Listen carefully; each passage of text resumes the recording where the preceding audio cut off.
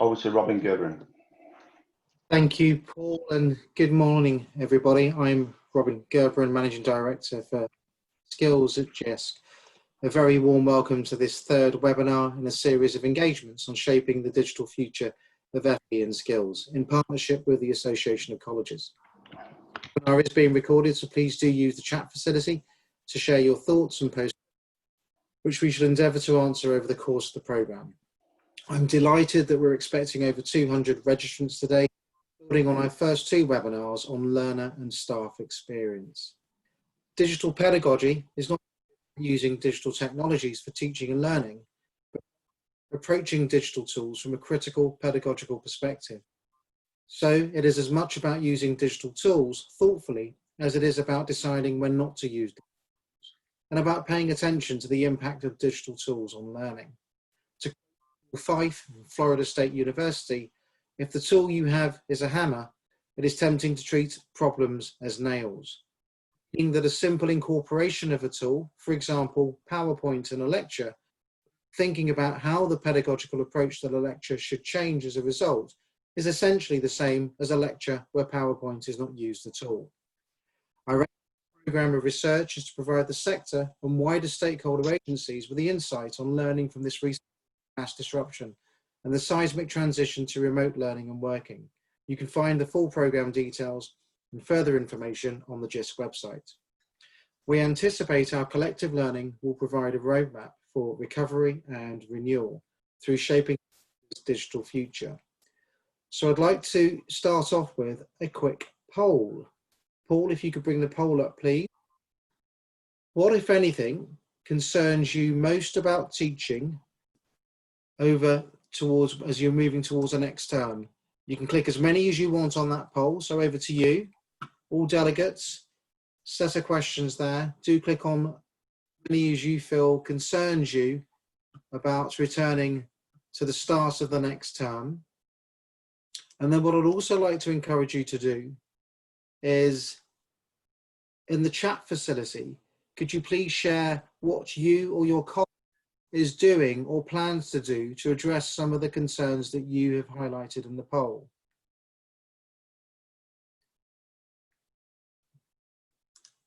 So whilst you're responding to the poll, to now introduce our research programme chair, Mr. Paul Cox, who's the CEO and Principal Designate of Eastleigh College, Hampshire. And Paul is also a member of the AOC Special Interest Group on Technology. Paul, over to you. Good morning, Robin, and good morning to the 134 participants who are keeping the chat thread going very busy this morning. It's fantastic to see colleagues from all across the country, so thank you all for finding the time in what is, a very incredibly, I think, busy period for us all. And just to reassure, I think, that in terms of the contributions that you'll make today, that over the two previous sessions, as Robin's mentioned, learners and staff, we're building an evidence base to take to round tables that are due to take place in the next 2 weeks. So everything that comes through as themes or contributions are going to get raised at the very highest level of departments, whether that be the DFE, Ofsted or the Skills Funding Agency. So these sessions really matter. So again, thank you from me very much for finding the time in what is a very busy period. So March the 23rd, I think life changed for all of us at that point, and in the weeks and months that had led up to that. Certainly our life started to change mid-February when a local school of ours closed down. So we were really, we've been going at this for some time. We've all had some sad experiences. We would have all faced some challenges, but I think whilst we all reflect on those challenges and those sad experiences, we do really have to look forward and through to the next phase for our learners and ourselves as to how we take the best from now and move forward into the future in a very considered and careful way, and not just a reaction to the short-term experience, but in a very professionally considered and medium to long-term view. So we've been really busy like others. We were one of the 12 involved with the online learning review, which, you know, we learned a lot and we were pleased to contribute. And just in terms of the style of these sessions, we've got some fantastic contributions coming in today from the ETF, Grimsby and JISC. And they're going to share in very time limited fashion, because we are very busy today. The agenda is really tight. And then what I'm going to try and do to the best that I can here is I'm going to monitor the chat thread. And this is a teaching and learning session, so I am going to keep you on your toes with both open questions and directed questions. So do monitor the chat thread. I may well private message a few of you in there to say, please, can you get yourselves ready to contribute? So I do plan to try and keep you on your toes as best I can as we go through. And I think now, just in the spirit of transparency, Paul McKean, could you just quickly bring up the slides and the outcomes from the 2 previous sessions, and then I'll finish the introduction there and then hand over to colleagues from ETF. So in total, two webinars thus far, learners and staff in terms of. And in terms of the staff view, we were very, very careful in the last session to really focus on those colleagues in business support and learner support functions, given that today is very much focused on teaching and learning. So it was the whole FE sector staff base that we really spoke about. So we had a number of learners involved, and we had feedback from learner support functions as well. And then Paul, if you just take us on to the next slide, please. So in terms of the themes coming through from the learners, I think in all honesty, there wasn't a great deal of surprises that came through from the learners, from those of us that are working at the coal-facing colleges, that it is essential that we do think differently about our timetabling. I think is one of the key things about shorter, sharper sessions mixed in with big group and small groups. That was certainly a key message coming through. And I'm sure, like others, you've been reading things in TESS and other places about how colleges have sought to ensure accessibility. But I think we as individual colleges and as a sector do have more to do to alleviate aspects of digital. That certainly comes through. Feedback was a really interesting point raised by the students. And I reflected on this with guys, and I thought it could well be a perception and a reality issue here, whereby given that many things online are so instant, that actually to give really strong feedback and positive criticism, etc., and corrections does actually take some time. So I think they value the feedback that they get, but there's just that balance of perception, reality, that expectation management, I think, about when high quality feedback can be given. I think the practical work is absolutely a no-brainer, but be there about reassurance about how courses have been resequenced and redesigned, and how assessments may be changed. And then I think the big thing that we're all planning on is how do we get new learners in as quickly as possible and make them feel comfortable, confident, assured, because I think lockdown may have been relatively straightforward in one sense in March, because relationships were formed, students knew the systems, but September is certainly a different challenge for us with our new learners. Thank you, Paul. So the staff experience, and then just the summary. This was a very busy session, actually, really busy session in terms of contributions. There were a lot of positives, I have to say, from the experience, and the research has actually been mainly very positive. In that the colleges have really stepped up with communications through different means, whole college, small college, and that in meetings and in forums that staff are feeling very much engaged and part of the planning. So I think that's really great news to colleagues at whatever level of organisation, because communication is incumbent on everyone's responsible. So I thought that was fantastic. And in the main, we were, the staff were very positive about the use of technology since lockdown. Paul, next slide, please. So I think the biggest challenge we have again is just that uncertainty, and I think we have to reflect on the emotional drain on that when you're working in a period of uncertainty.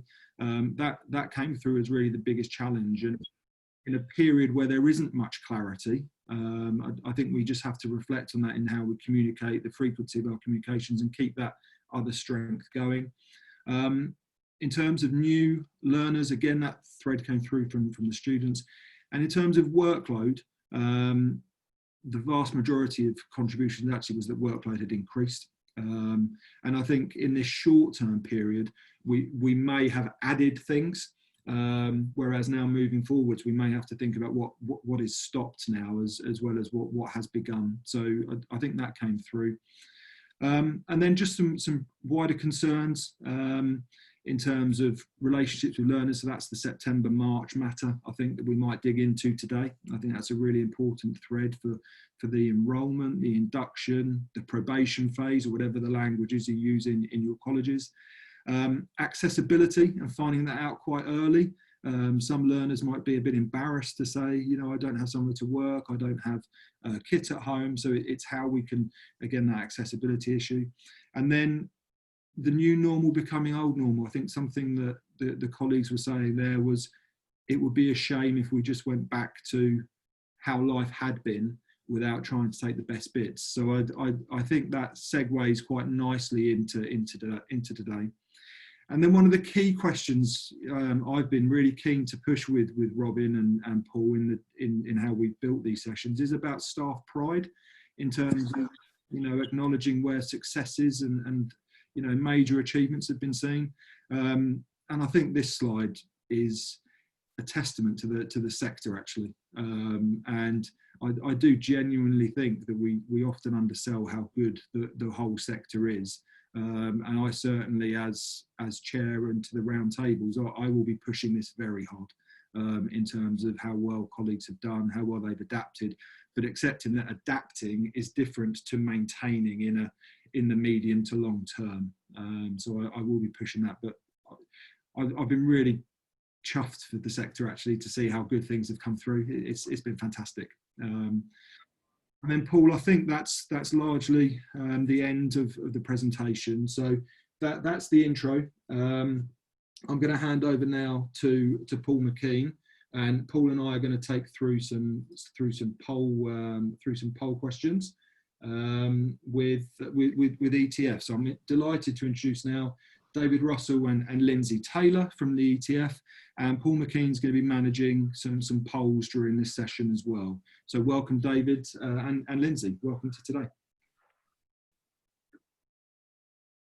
Thank you, Paul. Right, I have started my stopwatch, so I better share my screen.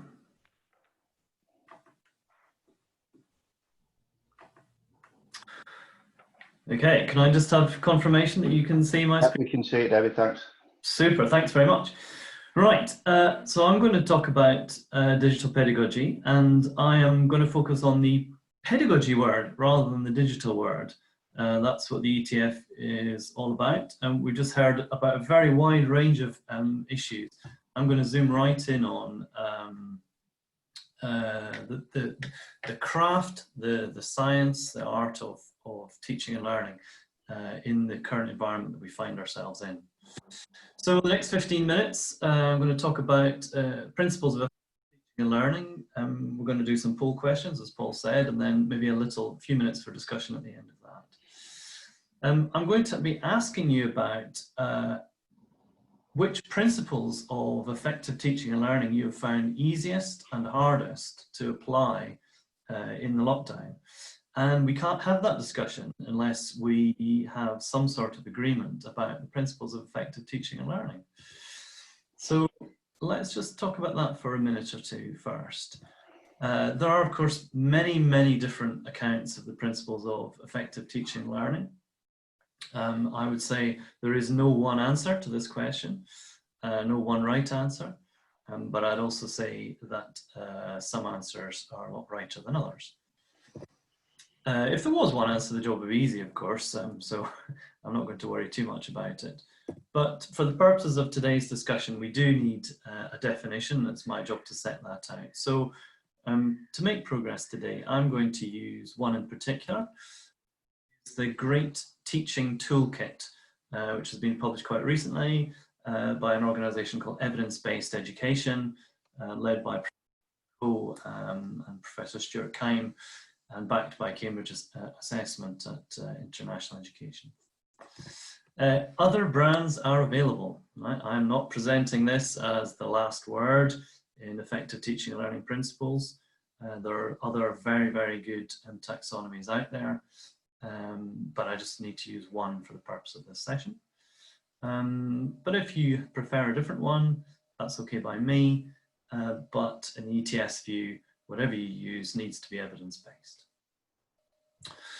So this is the taxonomy I'm going to use for the next few minutes. Broadly, principles of effective teaching and learning broken down into 4 areas.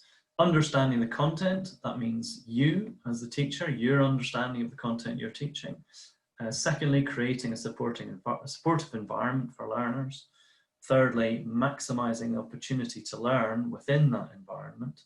And fourthly, activating hard thinking in your students. And to give you a feel for what is in each of these boxes, here's some high-level descriptors.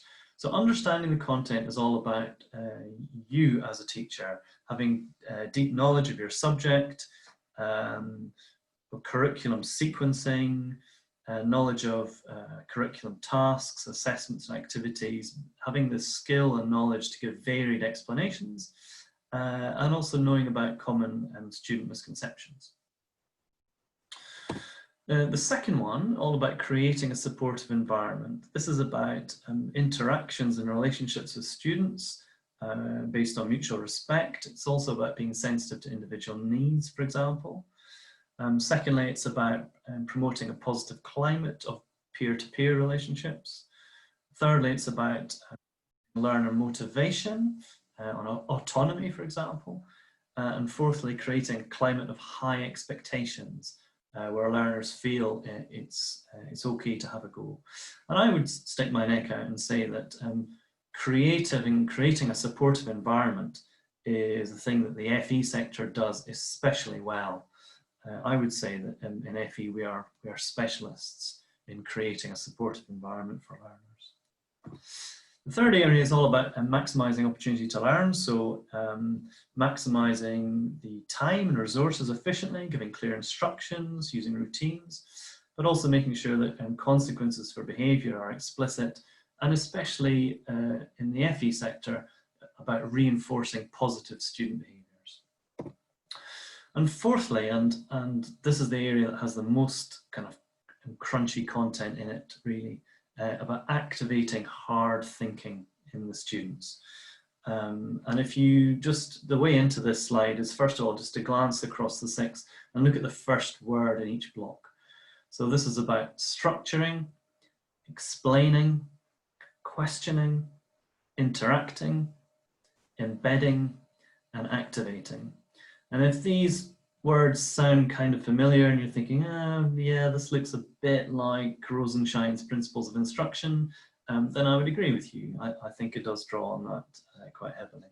So structuring is all about the sequence of learning tasks, about presenting key ideas, scaffolding in a way that makes the content accessible to all. Explaining is self-explanatory. It's about clear explanations. It's also about connecting the big ideas, using examples, but also, very importantly in our sector, modeling new skills and giving worked examples and opportunities for practice. Questioning, of course, is about eliciting student thinking, getting responses from all students, and also about assessment for learning. And fourthly, interacting is about giving students actionable feedback. Evidence is really strong on the benefit of giving students actionable feedback.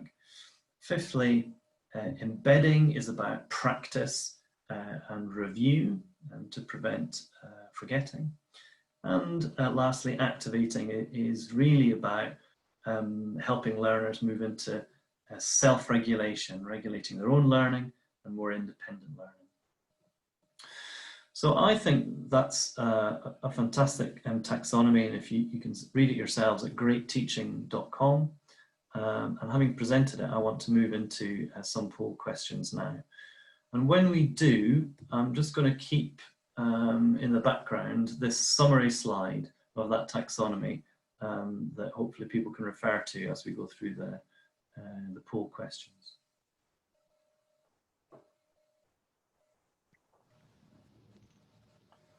I will launch the first question, David. Yes, please. Okay, so just dealing at the highest level, first of all, and thinking about the teaching and learning that we've been doing since lockdown, which of the dimensions of great teaching and learning have you found most challenging to adapt to online learning so far?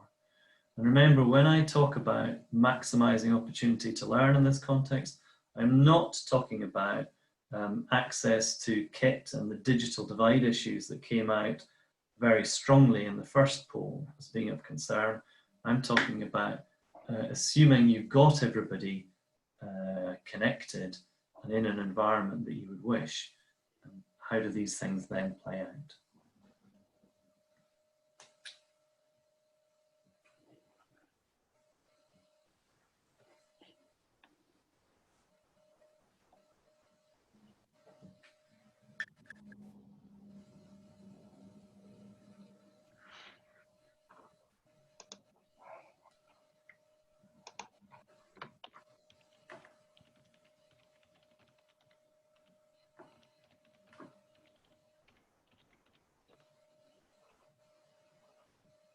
Just reaching 60%, David. So I'm going to end the poll in about 5 seconds.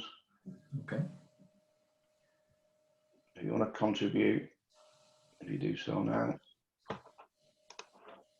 I'm going to end now. Fantastic. Thank you. That is a really interesting result and quite typical of what we found in the ETF. So nothing has really changed in your ability as a teacher to understand the content. That's a very low result. And creating a supportive environment does certainly have challenges. Maximizing the opportunity to learn for all students is certainly trickier, and the majority have chosen activating hard thinking. So that leads me wonderfully on to my next question then, if you could share the next poll question, please. So zooming in on that category that you have chosen as your top category, and thinking about the different elements within it, which of those areas, as I've defined them, do you think are the most challenging to implement at the moment online in your practice as you've experienced?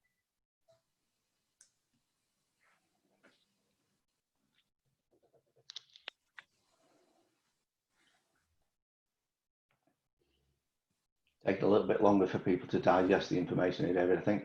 No, absolutely. Starting to get responses now. Yeah. This is very content rich. Probably a really poor model of teaching and learning, and you're probably suffering from cognitive overload at the moment. But We've got over 50% participant now, so I know that people can take it.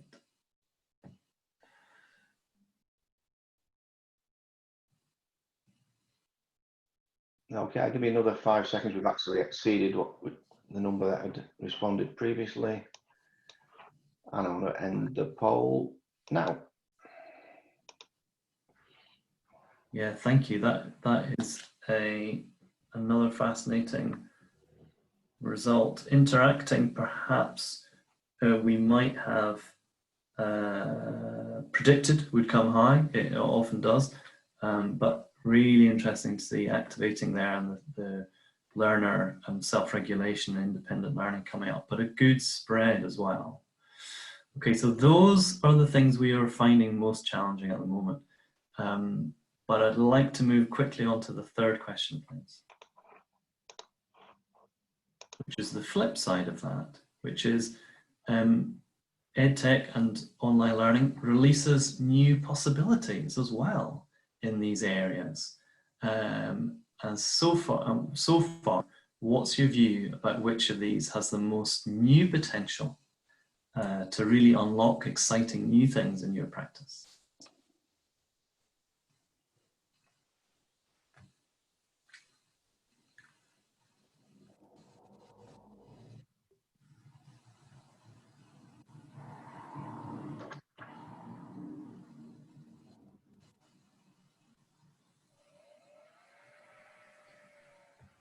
And just to give you all a little bit of warning, when we finish this poll, the next thing I'm going to do is ask people for examples of what you have in mind when you were answering this question. Right, we'll end the poll in a couple of seconds. Looks like everybody's participated who wants to. There we go. Another good spread. Interesting that interacting and activating have come highest on both challenge and opportunity. Isn't that interesting? Brilliant. That is the end of my presentation. The time we have left, I'd like to hand back to you, Paul Cox, as the chair, to elicit some of the feedback that's coming out from all this, please. Thank you, David. We ask you to stop sharing, David. Thank you. I think your comment, David, about the focus on those poll questions, the chat thread has not been that intense in the last few moments. There's been a lot of colleagues putting great thought into that, and I think what we will do is I will come back to the interacting, activating, and structuring through the questioning later on when we've got the 40 minutes, and try and weave those themes through as opportunities and challenges alongside some of the other questions that will come through the chat thread. Yes, thank you. And just to amplify one thing that Steve Frampton has said, I wonder how the whole sector would answer these questions, not just those who share the EdTech passion. Yeah. Great question. I would also stick my neck out though and say that the very deep divide that we've had between the EdTech evangelists and the bulk of the teaching workforce, that gap is shrinking and almost disappearing now. And I'm sure there are lots and lots of colleagues online today who would not previously describe themselves as those who share an EdTech passion. So this is a whole new world for us. And I think your opening kickoff, David, around how the digital is a tool in the kit rather than just purely a focus is something that perhaps can become more helpful in terms of reducing some of the potential fear and perceived barrier by the narrative around it's online learning and therefore it is. So I think we can maybe tease that out as well in terms of the narrative. So David, thank you very much. I'm now delighted to introduce Deb Miller from Grimsby Institute. Deb also been very busy through these times, also involved in the Ofsted online review, and certainly some really great points that we're about to hear about. And I think, David, we might touch on some of that divide in this Deb piece as well. So Deb, welcome to today. Morning, and thank you. I'll just share my screen and put my timer on. Here we go. So 10 minutes to discuss what we've done over the last 13-14 weeks. Can you see the screen? We can, Deb. Excellent. Okay, so just to kind of set where we were at, before COVID, it's fair to say that we had a clear vision, a digital vision, and we had already started our digital journey. We're a Microsoft Showcase College. We've won awards for what we do. The Level Up initiative, we got a Beacon Award for that. We won Learning Technologies Team of the Year last year. We have a student level up, we have a staff level up where they use digital tools.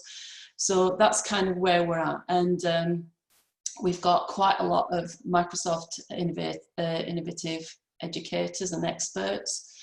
So that kind of sets the scene. Yes, it was a big jump when it was the 23rd of March, but probably not as much as maybe we thought, because we had the strong foundations. So when lockdown happened, for me, there were two things that were really important, and that's consolidation. You know, stop using every tool going on, stop promoting all of that. Let's focus on key tools that are reliable, that we know will work and support our learners and our staff. So consolidation of resources and communication was key, and always is key. So with the kind of 5-day countdown, I sent out a staff email warning them of what was about to happen, with a checklist of what I needed them to do each day to be prepared. We centralised our communication system, so we were already using Office 365. Pardon? Hello? Sorry. Can everyone hear me? I think you're okay, Deb. I just want to ask if anyone's not on mute, could they please go on? Yeah, Deb, I'm just going to mute all, and then if you just unmute yourself, then we should be solved problems. Yeah. So, I'll forget that, so just remind me. Thank you. Sorry. oh, Deb. Deb, could you unmute yourself, please?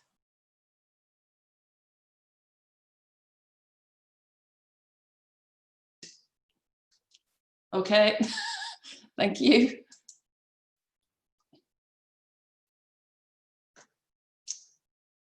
Come on. So you can hear me now, right? Okay, I'm just going for it. So yes, as I said, centralised communication channel for our staff, which was Yammer. We were already using Yammer. We tried not to change any tools so that it was all consistent and familiar for everyone. What we did do was we set up a teaching and learning remotely support channel. I've got 2.2 learning technologists across the whole group, and that's from Scarborough, Skegness, Doncaster. The whole of our group is quite widespread. So I wanted to have one channel so that my team could support everybody at the same time. So if you've not already got a channel, I really do recommend that, because if one person asks a question, you can guarantee 20, 30 others will be thinking the same. And so when we respond, it kind of hits more than one person, as an email would do. And we also set up a guide to teach and learn remotely. And in that guide, these screenshots here are some of the things that we put in there for them. You know, what to expect from a lesson, how to deliver, what to deliver, how to look at attendance, and so there was some like little instructional videos in there for staff to how to set up.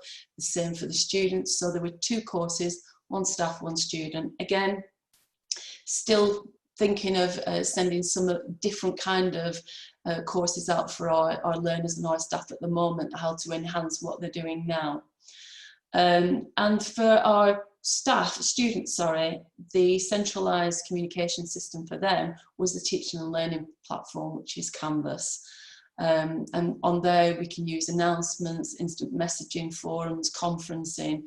So that's all working well. And what I'm trying to do, as I say, is consolidate and keep it to one space.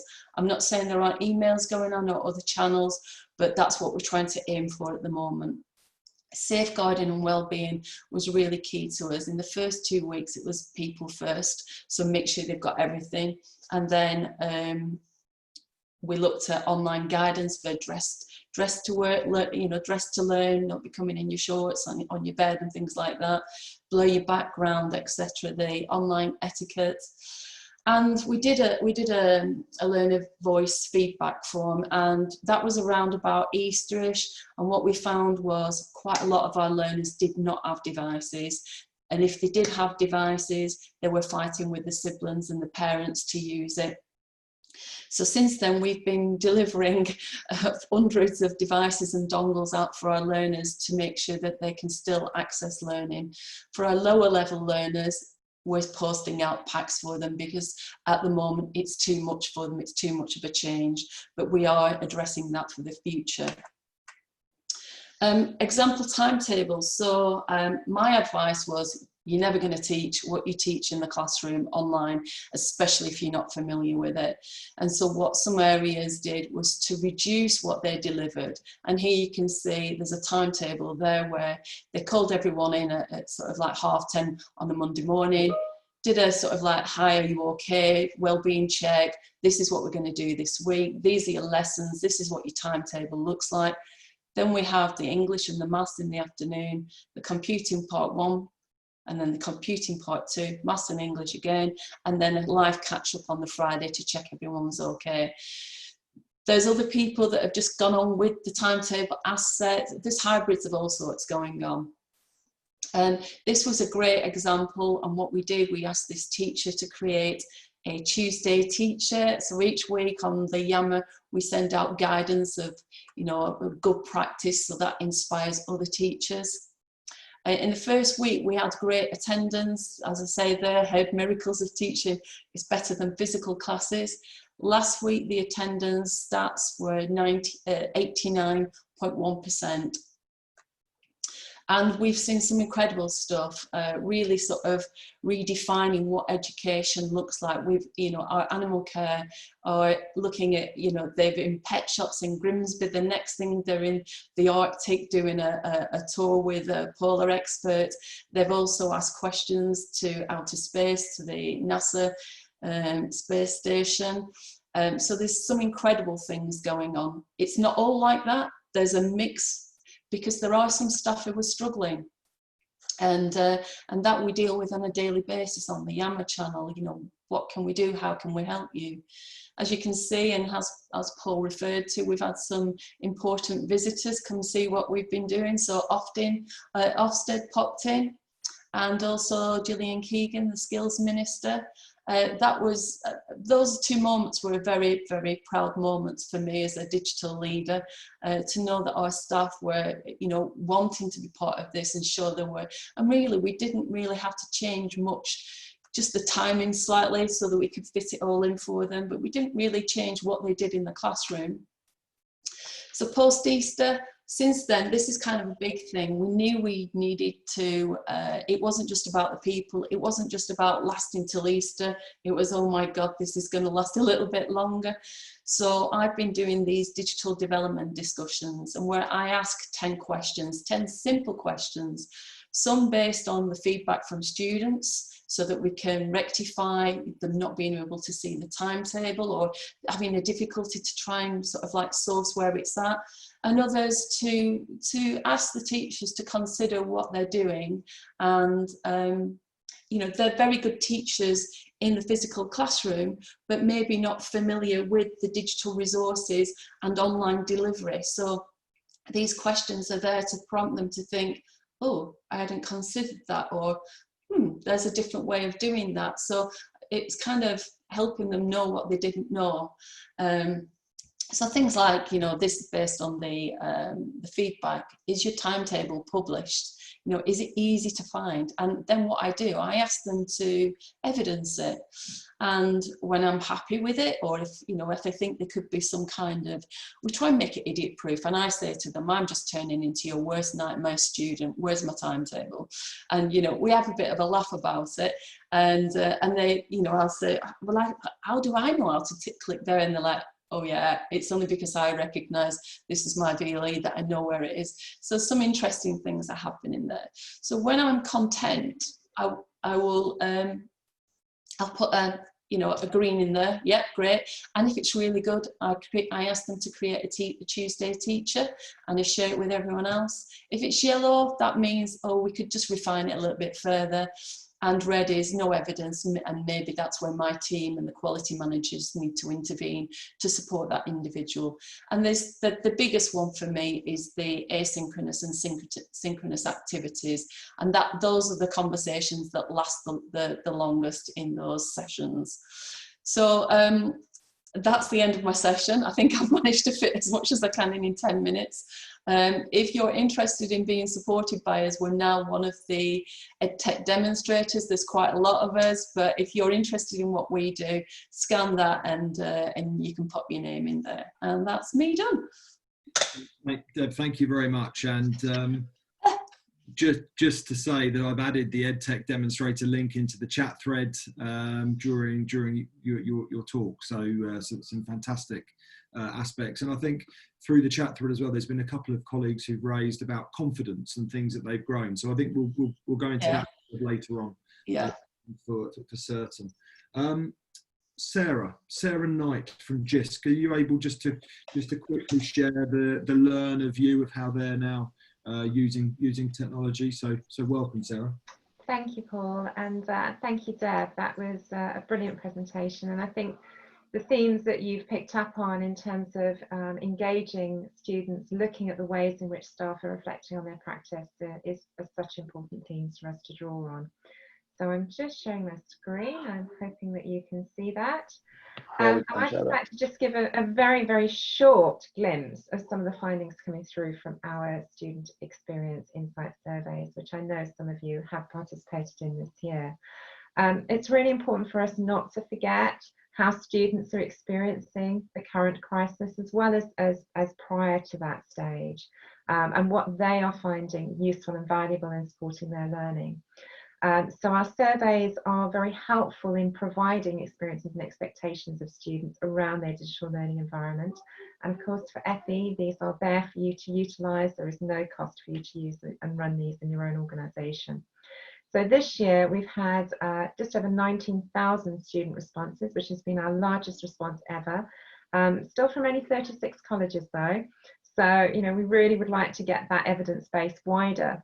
And within that data set, unfortunately, 65% of the responses were pre-COVID. So we are doing some analysis to see how those experiences have changed. But I just thought it'd be useful to pop this slide in, partly because at the start we had some questions there around access. And we know that access to technology, access to Wi-Fi, access to learning spaces is going to have such a big impact on how students are experiencing their learning conditions. So those were our current findings, and it's interesting to see there that there is a good spread from learners in relation to those different devices. But I think also, as we're picking up on, you know, 3% of our sample didn't have access to any of those for their learning. And as we heard earlier, some may be sharing them within a family environment.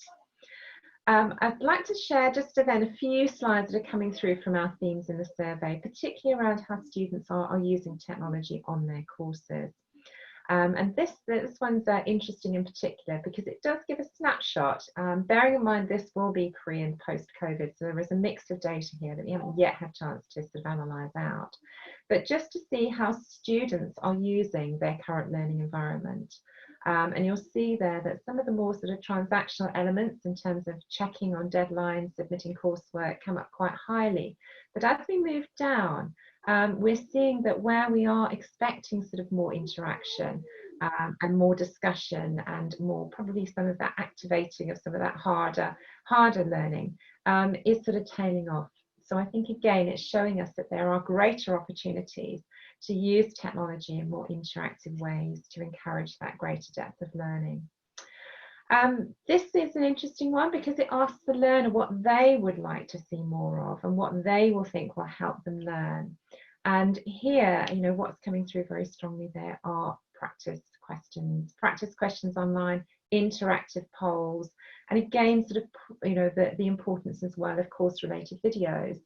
And it was interesting from some of the webinars we've had to date around students' views around sort of online content that they're accessing.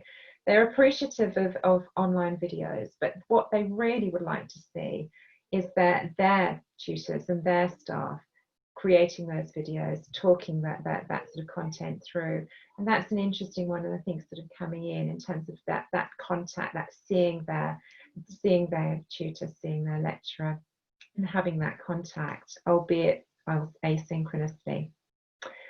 So in this slide, we're seeing how students are using the technology on their learning and the frequency. And you'll see there, we've got those shaded into the blue as weekly, monthly, or never.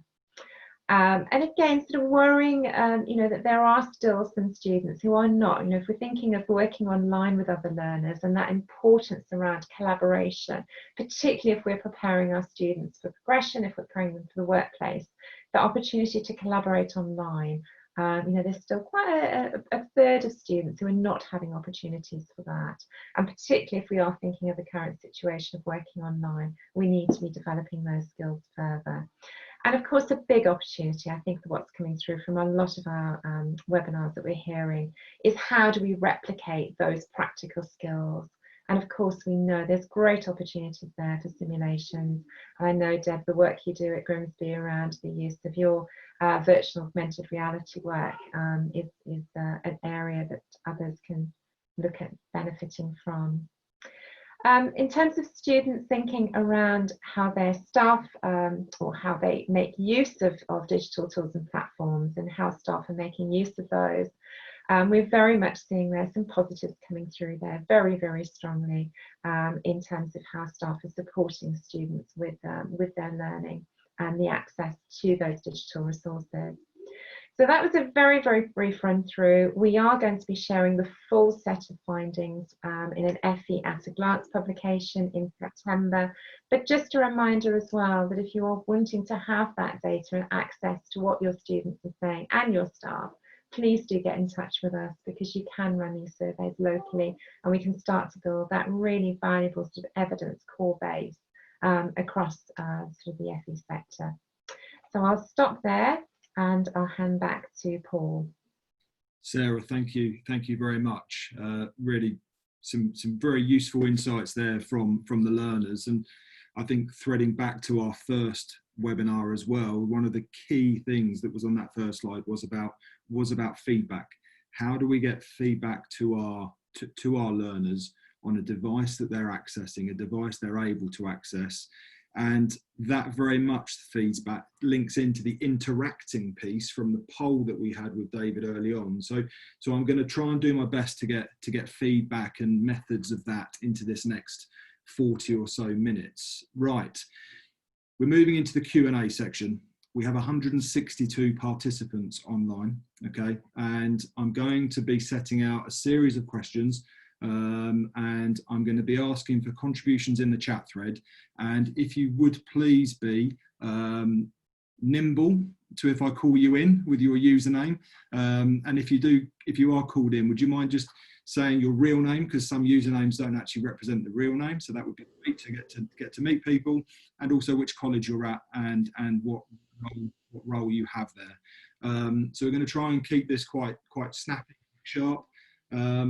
So in terms of the first question, what digital activities are you starting now to introduce in response to learner needs?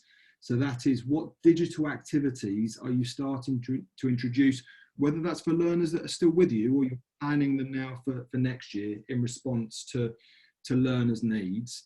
And I think I'm going to kick off while colleagues are thinking about that by asking Tina, a colleague who's contributed in the chat thread, about, Tina, could you just give us a very quick introduction to how your confidence has grown and which skills you've developed, do you think, for your learners?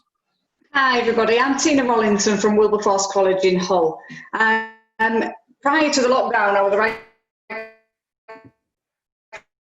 technical. But since this lockdown, I mean, I've never stopped working. However, it's just given me the opportunity to spend some time myself, just teaching myself different things such as Flipgrid, Wakelet, other sort of things like that. And now I'm starting to incorporate them into my planning for September so that it's going to be more accessible and just a bit more interesting. But I think my confidence has really grown, and it's grown so much that I've even volunteered to be part of the tech team at Wilberforce. So it's a group of teachers who have got this interest in tech, and I'm there to support other members of the college and in my department and so on. So yeah, the confidence has massively grown, but I think it's been given the time to do it, rather than, in a training day, you're often shown something and you don't have time to implement it or, take your time to just learn to use it yourself, and then you're back to class the next day, or it's half term and you're on holiday, you know, luckily. So that's how my confidence has grown. It's been having the time and just to take things at my pace and to be able to stop and start things and have a mess about and just see how it goes, basically. So thank you. Thank you. And if there's one aspect or one skill or one tool you found most useful for your students or apprentices next year, could you just share with the group what your one aspect might be? I've really enjoyed using Wakelet. So it's on one of the apps on Microsoft. So Wakelet's been brilliant, I think. So I've had a little play with that, and I've done some sample lessons using it. So people have really engaged with it. Thank you. Tina, I know you've got to get off for a meeting at 11, so I'll leave it for the day. Thank you for your contribution. Thank you. Thank you. Kelly Edwards in the chat thread, when we're talking about the interaction that we had on the poll earlier from David. Interested to hear from you, please, if Kelly Edwards could describe your Microsoft peer-to-peer. Okay. Present. Okay, so we introduced Microsoft Teams a couple of days before lockdown for staff to be able to communicate with each other. So we established that and how that was used really, really clearly, but we held back on its use for students because we were concerned about safeguarding. So we got the digital team to look at the elements that would need to be in place to ensure that staff and students were safe before we started to roll out Microsoft Teams to students. And we did a short pilot for a couple of days, and the feedback was brilliant. And so we then introduced it for our students, providing staff with 3-minute short guides as to how to do it and how to work with your students from two aspects, really, from a teaching and learning point of view, so that you could deliver, and we say, a maximum of 20 minutes online delivery with your students and allow them to interact, but also on a small group in a tutorial basis, so that students that need to speak to somebody can. And we found that students miss each other's faces and miss interaction. So those small groups of 8 or less really allowed that to happen and gave the students the confidence to be able to speak to each other and open up should they need to. Thank you very much, Kelly. Really appreciate the contribution. Libby Taverner, a comment in the thread here about a key challenge that we're all going to face about getting our new learners up to speed and confident with us. And Libby, you describe a virtual bridging program. Would you mind just contributing to, just a short intro to how that's been approached, please, and how that's been tackled? So Libby Taverner. Yeah, hi, I'm from Western College in Somerset. I'm in the quality team there. So yeah, our tech team set up hundreds of Microsoft Teams for each individual course, and then the tutors have enrolled onto that Teams, all of the new learners that will be starting with us in 2020 September. And then every week they have live Q&A, so all of the learners can chat to their tutors, can see them, meet each other. There's activities that are uploaded every other week, and those activities are designed to be fun, engaging, innovative, and just really get those learners excited about starting in September, because we're unsure really what levels they will be placed at, whether that's level 1, 2 or 3 yet, because the results haven't come out. But yes, we bench everything at level 2 really, just because that's where they might be at the moment. And then yeah, it's just a great community really, and all of the teams are quite thriving and getting to know each other, so they feel like they're not starting from ground zero when August, September rolls around. Libby, thank you very much. Could I just now pose a 1A question, I think, around activities to those online, because I do want to come back to this feedback priority. It's come through from learners. It's come through the poll today, and I'm just wondering if there's anybody in the community that we have here this morning who's perhaps looking differently at feedback and how that goes to the learners, how the formative feedback, the summative feedback, what tools, what approaches that might be being used, whether that's individual or at a whole group. So I'm going to try and focus just to really delve into that poll on feedback, if we possibly can. So I'm going to give the chat thread a bit of a moment. Otherwise, I'll go to some of the colleagues who I have listed and see if we can't get anything in from there.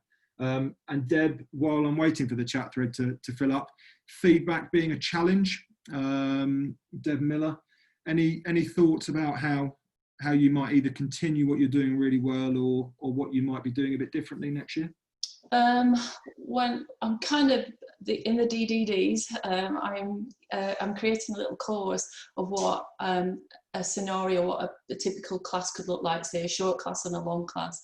And what I'm saying is, get your students in, get them on a conferencing, recap from last week, use some kind of synchronous tool there and then, something like, I don't know, Padlet, Mentimeter, something on screen where you can ask them what they were thinking last week, what we learned, and then you can see it happening, check on knowledge check there and then. So that's kind of like a bit of a formative in-class session. And then what I'm saying is, do a short lecture, send them out, and then get them to do some kind of asynchronous submission for another time, a point in time, you know, maybe next week at the end of the week or something. So that's something I'm discussing with the staff at the moment, because a lot of the feedback is still audio and not evidence and not something that they can revisit. And obviously we've still got key workers who can't be involved in that lesson there and then, but it doesn't mean to say they don't want to learn. They may have 11 o'clock at night as their learning time. So I'm saying to staff, you know, if you go to class and there's only one learner there, still deliver through that session and put these links to these tools so that they can still engage, and next week you can still check on learning even though they weren't physically there in the session. So those are some of the things that we're discussing.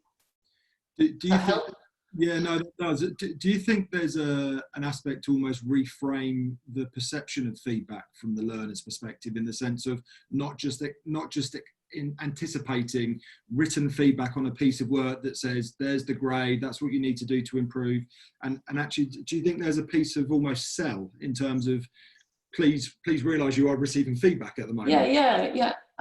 You know, a like on a piece of work is a formative feedback. It's a praise. It's a pat on the back to say, do you know what? You're on the right tracks. Come to next lesson because you're on the right tracks. So if you can do that on a daily basis, I mean, clicking something is a second, isn't it? Where you know that student's on the right track.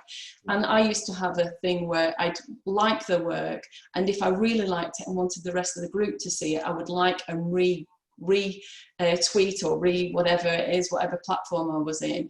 And if a student wasn't on track, then I'd direct message them. And that's the kind of practice where I saw lots of my students achieving first class degrees. So I believe it works, and so I'm kind of encouraging that now. And I think likes is probably a thing that younger people who use social media like. So it kind of works with them. I'm not encouraging the like thing, but I think there is an element of it which they crave. There's a piece that I remember reading in a book I think called The Ethic of Excellence, which is about gallery critique, which is where you are trying to put in high expectations on learners, that actually by broadcasting or sharing their work with peers or others, the way of really instilling pride and feedback. So Deb, the chat is filling up. Right. So, sorry, go on. I was just going to say, when you're working in a workshop or in a classroom, you walk around the group and you may have bright students and not so bright students, but that not so bright or not as bright as the other students on that particular day may have worked really hard, and they still need, well done, Paul, you've done great today. And I'm encouraging our staff to put that on a global platform, some kind of platform where that student can revisit that and everyone saw that Paul worked really hard today. Yeah, thank you. That's great. The chat thread has filled up a bit on some feedback tools. I want to try and bring people in, not just to speak about the tool, but about how it's being applied and benefiting learners, if that's okay, so that we can really thread this back to this interacting piece from earlier. So Wayne Hall, I'm hoping you're available to come in and give us a very brief intro to peer grade and how you're using that to benefit learners. So Wayne, if you're there, welcome. Hi, hello there. I'm Wayne Hall from Darling College. I'm the EdTech Demo project manager at the minute. Along with Grimsby College, we're one of the EdTech demonstrator colleges across the country. And we use peer grade predominantly in our BTEC and OCR level 3 type courses. Peer grid allows you to create a rubric and then put out an assignment against that rubric. The students complete the work, submit it to peer grid, and then it randomly allocates 2 other students or 3 other students, you can select that, to mark their work. And what we found is it reduces our marking time by getting rid of that first submission that the students tend to submit, where you go through and you think, oh, they've missed this and they've missed that, and they haven't explored this area as fully. Well, if you've created that rubric to guide them, then what happens is their peers tell them what they've missed out on.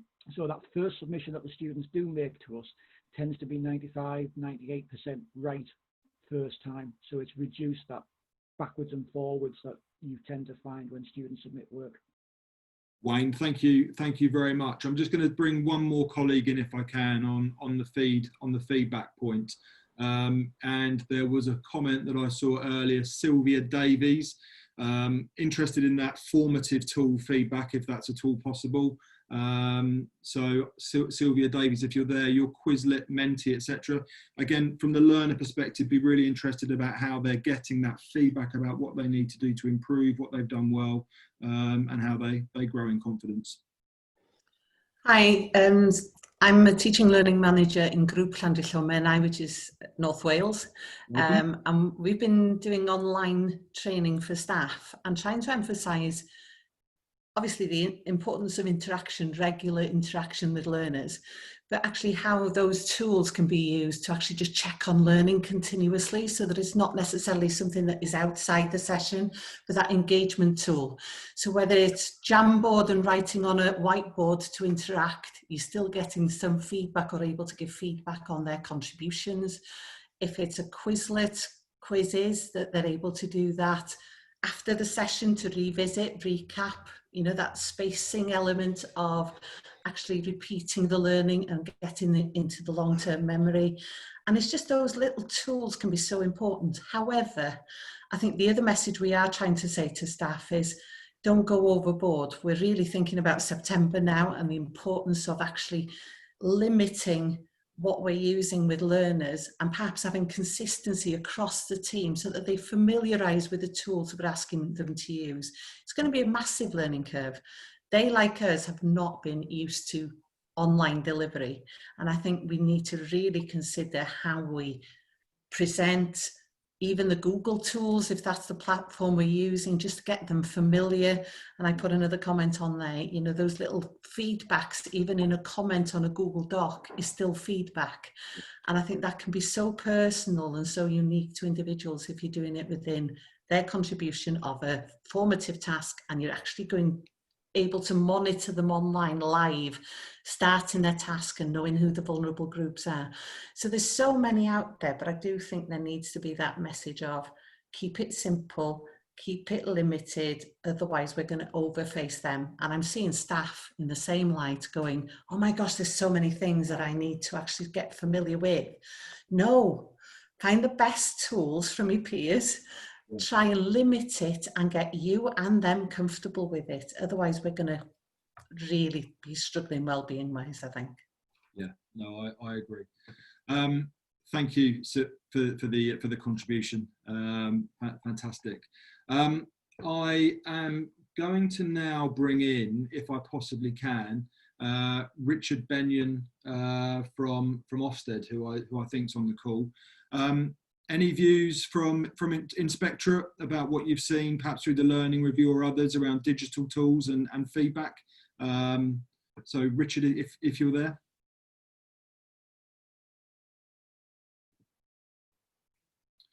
Okay, I'll move on to the next question. See if I can. Hi, I am here. I don't know if you can hear me. Yes, we can. Welcome. Hi.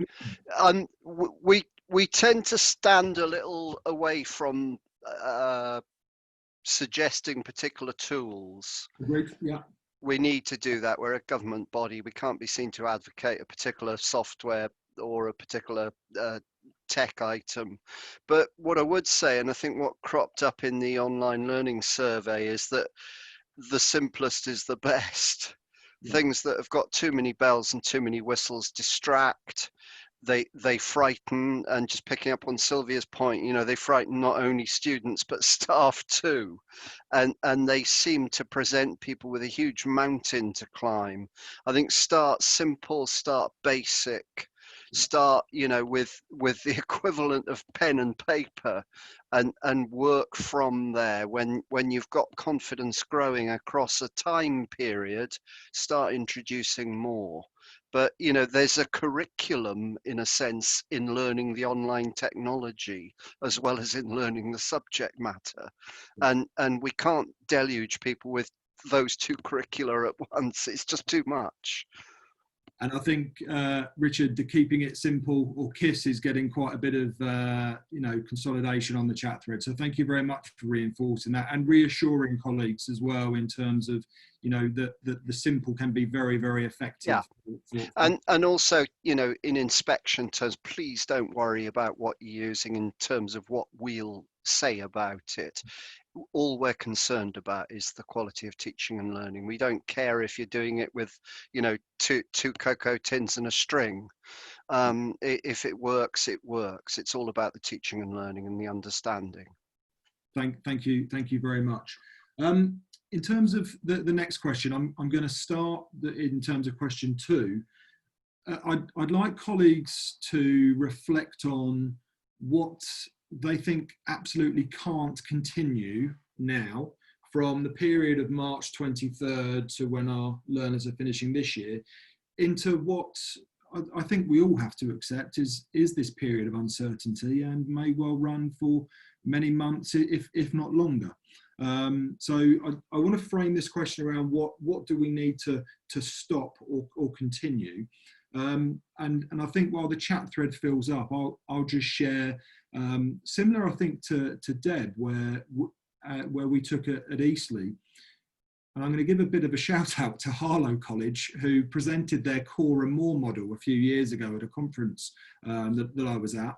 And we started off very much with the basis of, with our team, we wanted to try and give some clarity, to build some confidence, and to build some consistency with our colleagues. So we ran a very democratic process where staff were able to come together and opt for which tools they thought would be the strongest for all of our learners as the core set of products that we would train all staff onto, with then the flexibility that teams and individual settings, if they needed specialist kit or tools, that they would then add that in. But I think in terms of that, we were trying very hard to not overload with tools in terms of saying you need to use all these different apps. So, and I think keeping it simple is something that I've seen Deb from Grimsby promoting, Richard has, and certainly our experiences. And whilst every setting is different, I think keeping it as straightforward and building that staff confidence for that consistency is key. So I think what we're looking at now is what can't continue. We are, I think, not seeing, oh, here we go. We've got quite a few now coming in. Fran Harrison, yeah, avoidance of shiny new thing syndrome. I think that's great. David Russell, yes, yeah, truly ambitious is to start simple. I think that is what is coming through actually from here. That's an interesting question from Richard. Zoned out and scanned emails. I might be a bit disappointed if there's loads of people zoning out and scanning emails. I could call anyone in at this moment to come and contribute. So yeah, absolutely. Embed, see our skills, what can't continue. Okay, have to support staff in their choice of tools. Yeah, absolutely. Initial choices in developing confidence. Steve Frampton, yeah, what can't continue is the widening the digital divide. And actually, I think I will just segue that into a question. Do we feel in the group, I mean, we've got 100, the numbers are staying pretty solid today, 147 participants, probably those who are most IT, perhaps confident or engaged in their roles. Are we seeing, colleagues, a divide between our staff? Are we seeing some colleagues struggling at the moment, who we need to think about in terms of that divide from teachers, and are we seeing that in our offices, or are we seeing that in our Microsoft Teams environments? Helen Lilly, yes, I agree. You can't deliver an online session as if you're in front of them in a classroom. I think that they are different modes, and I think Deb gave some great examples of the timetabling changes that they've made at Grimsby. Greg Cheeseman, supporting each other and showing best practice, yes.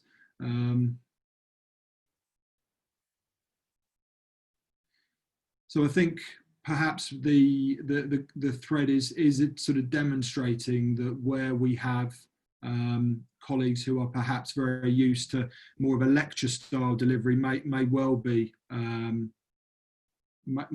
those in need at the moment with some support moving forwards. Debbie Bath, many have been exposed to emergency remote. Debbie Bath, would you mind just coming in and contributing on that in terms of the emergency remote education point that you're looking to make there? Oh, hi Paul, hi everybody. Yeah, I was just going to make the comment that in a lot of the sort of email traffic and Twitter traffic and what have you that's been happening recently, is just to make the point that a lot of these experiences that some learners have had are down to, you know, the emergency situation that we're in. So it's a different form of online learning that has been happening, and it's just to kind of, it worries me that where there have been some, you know, difficulties experienced and people who aren't used to it, you know, people might get put off because of the whole situation that we're in. You know, it is completely different to online learning with an awful lot of resources behind it and all the work that goes into it and all the rest of it. So I just wanted to kind of be mindful of that as well.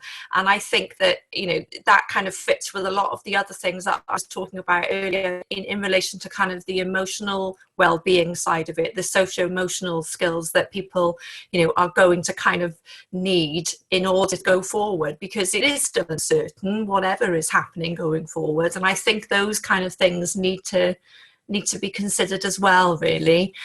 There was a really great paper on the COVID-19 responses kind of globally that has come out recently. I don't know if anybody's seen it, but I could share that for you. It's got a big focus on open education and open educational practice and things like that, but I'll put the link in there for you because it's worth a look. So that's all I meant by that. It's just kind of being mindful of that difference, really. I don't know if others have views on that, but does that help at all?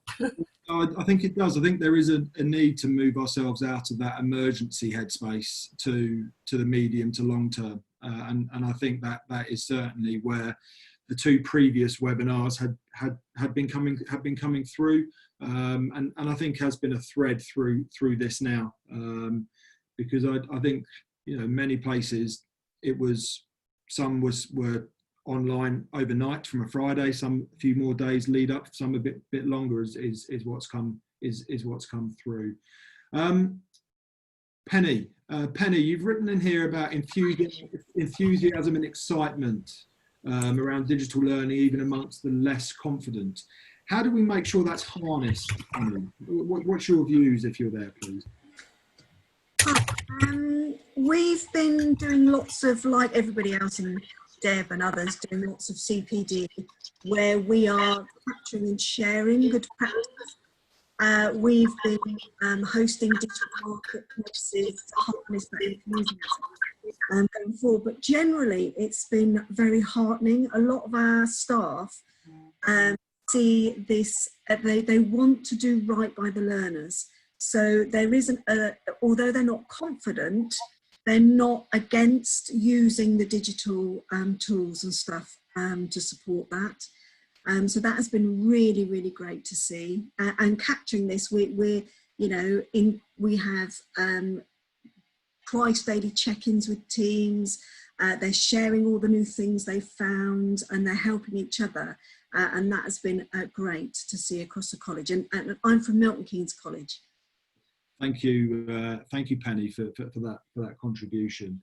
Now we're just going to move into the third question of the morning, and there may well be sub questions to this as well as we get into it.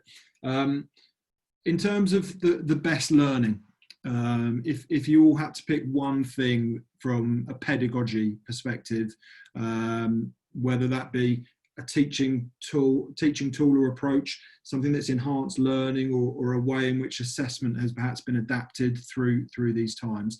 I'm after really just one aspect that you're really looking to take forwards, either as an individual or in your college setting, to really take the best of the experience we've had through this emergency period, perhaps then to enhance the medium to long-term future. So this may well be something that you are most proud of. It may well be something that you've seen reflected back from learners as having a really great effect on their progress, or again their confidence. So I'm looking, and the key question is, what would you like to take forwards? One thing, whether that's as an individual or as a team, the best of this emergency period into that next phase. And if we can reflect on those key points around interacting, feedback, activating, self-regulation, and anything to do with structuring or sequencing of topics, going back to David's first poll, that would be perfect. So again, the best of the best, and perhaps linked into those polls that we had earlier. And I'm going to bring back in Deb while the chat thread loads up, hopefully. Deb, in terms of, obviously you weren't coming at this from a standing start, you were well advanced. Through this, if we do call it this emergency period, I don't mind adopting that language actually from the chat. What is there one thing that you think has really been the biggest effect on learners or staff that you're going to take forwards to medium? Yeah. Well, it's Skype in the classroom. So being Microsoft Innovative Educators, you can sign up and you get free guest speakers. So we've had world experts, we've had famous pop stars and rock stars to enhance our learners' experience. It's free. Why would you not?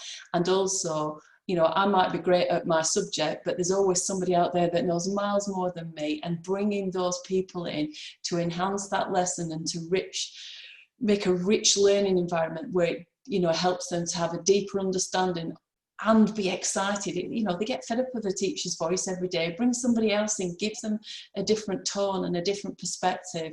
So for me, you know, doing the outer space stuff, going on tours of Lisbon Zoo, Yellowstone Park, these, I can't remember the rock stars, but they were really famous ones. You know, they're not doing anything at the moment, so why not get them in? But it was incredible.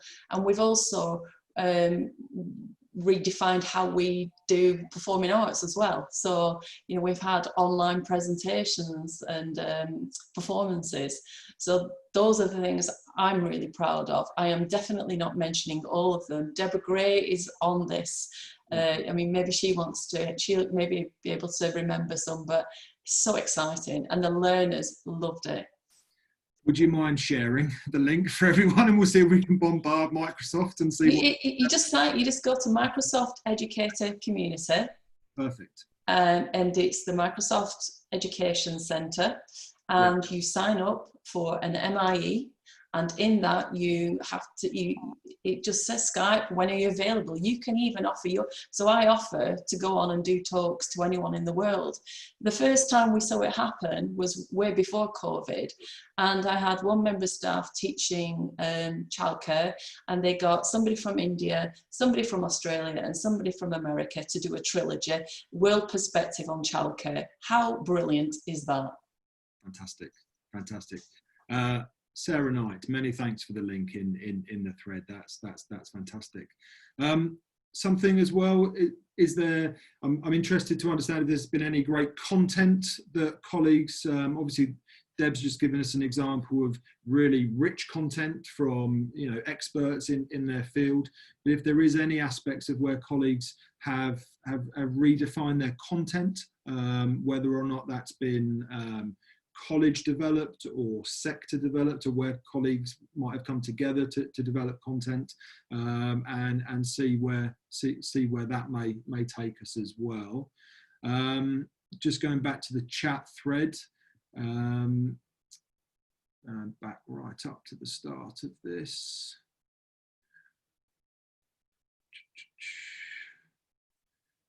Video conferencing. I'm going to say this name wrong, but apologies. Videek Fussing, if you're there, could you just say how you might be planning to take that forward into medium to long term? Hi, it's Viveka. Sorry, my apologies. I'm from London South East Colleges, head of e-learning and digital curriculum. I think it's the potential, really. Before COVID, our organisation wouldn't touch it, or really could not cope with video conferencing, and now everybody's an expert. So the potential for using that is great. And currently, I've tried the live captioning in Google, but we can't get it to work in Teams at the moment. So I'm quite excited that it gives the teachers the opportunity to have their words captioned, basically. So yeah. I think potential is great. Thank you very much. Sylvia contributed in the chat around scaffolding and modelling. So that could well go back to the supporting learners to self-regulate, and also supporting their sequencing. So I think that's a really useful contribution. Fran Harrison, capturing issues, successes, lessons learned. Any views on that? Because that is also tying back to our feedback, actually, Fran, if you're there, if you wouldn't mind unpacking that a bit more. Hi there. Yeah, it's something we did when we did development when I was working at Cranfield University, basically on VLE content that we were working on back then, where we had the essentials and an enhanced level.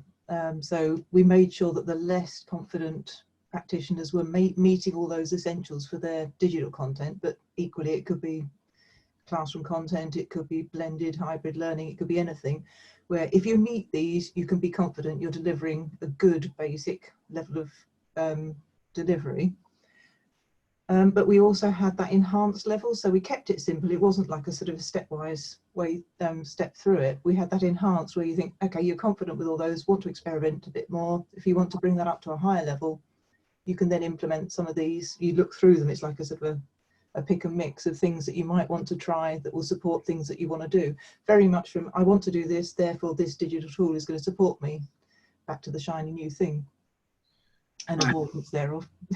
Yeah, Fran, thank you very much. And I think I put in the chat through earlier at the ETF Enhanced program, which is a series of fairly short and accessible training items that cover online and, you know, what was more traditional. And Vicky, thank you very much indeed for popping that into the chat thread. Right, we're now going to move into the final poll for today, and really thank you all very much for your contributions. We're still at 132 participants, so if we can try and get really high response this final poll, that will help the research hugely as we move forwards. So Paul McKean is going to be loading up the poll shortly, and I'm just going to introduce it. We're going to be looking at at a total of 8 questions, and this is the question is going to be, what one thing do you want your college to do to improve digital pedagogy? So one thing to improve digital pedagogy. And in terms of the poll, because we do this rapidly during the session, so we try and reflect what colleagues have been raising through the webinar. So A to H. So in terms of the chat thread, each A to H is described in the chat thread. And if you do choose H, other, would you mind just contributing there in the chat thread as to what your one thing is that you're thinking about now moving forwards.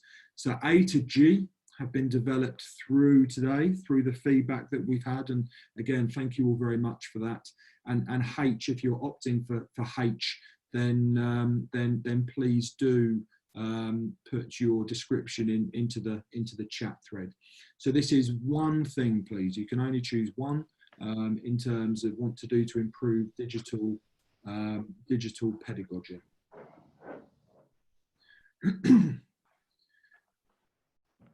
So we're ticking along nicely. We've got about 50% responses so far, Paul. Appreciate it's slightly harder to go to the chat and then go back to the response. So I'll give people a little bit longer to complete this. Yeah, thank you, Paul, and thank you for putting this together hastily in the background whilst we've been going through this. I do appreciate that. I haven't captured everything that everybody said, so some I'd put in and had to change halfway through because more things, particularly around assessment. So if people do want to choose H and make any suggestion around assessment, please. And Paul, it's also worth reassuring, Paul, isn't it, to colleagues that after today, colleagues at JISC do go through the chat thread with a fine-tooth comb, pull out key themes, key matters, so that the research base is as inclusive as possible. Absolutely, that's right. We just coming to the end, I think.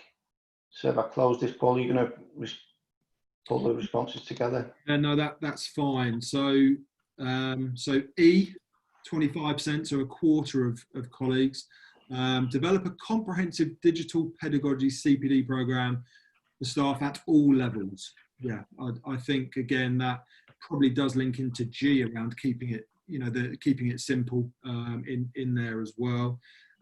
D was relatively well represented, second place at 23%. Provide opportunities to learn from and share best practice. I think as we move through the medium to long term, we will still be stuck in our bunkers and a bit of work in the office time and home time, etc. So there may well be opportunities for this to perhaps be a bit more frequent as we move into, that next term, because it's certainly easier to get 100 odd people together on one of these than it is for a conference in Birmingham perhaps to share the best practice. So I think JISC and others will certainly certainly pick that up. Third place in the poll, 18% A, sufficient time to learn and implement. Yeah, okay. So that's been really helpful. So many thanks to Paul for hastily putting that together in the background. So we just bring today to a close. That's the third of 3 webinars, started with learners, whole college support, and now very much the teachers, trainers, assessors, lecturers. I just want to say a massive thanks on behalf of JISC and the Association of Colleges for your inputs. And I think it's a great testament to the sector that over 100 people have found the time in this incredibly busy period to contribute to this research. So really, really many thanks. And I do commit to putting this forward, with as strong a message as we possibly can into the excellence that we have, but also the opportunity as a sector. And I think I commented earlier about the pride in this, and I will really put that on the table at the next two sessions. So thank you all really very, very much. Stay safe, take care, and for those of summer breaks, have a great holiday when it comes. So thank you very much indeed, everyone. Thank you all. Take care. Thanks, Paul. Thanks, Paul. Brilliantly chaired. And thanks to Deb and David. It was all the inputs, actually. They were fabulous. Yeah, absolutely. Really interesting data, and great that Richard could join us too. Thanks, Richard. Pleasure. Found it really interesting and helpful. It's great to hear such views. Thank you for inviting. And the interactive poll data is going to be really useful. Deb, thanks very much for all your stuff. I'm sorry I muted all and messed that up, but we had some feedback, and my apologies for that. So yeah, thanks everybody. Looks like really positive responses from the chat now as we're finishing. So yeah, I'm not surprised. I'm not surprised. Paul, I've sent you an email on what you sent me this morning. I've also sort of copied David and Richard into that wider debate to see if we can see what we can do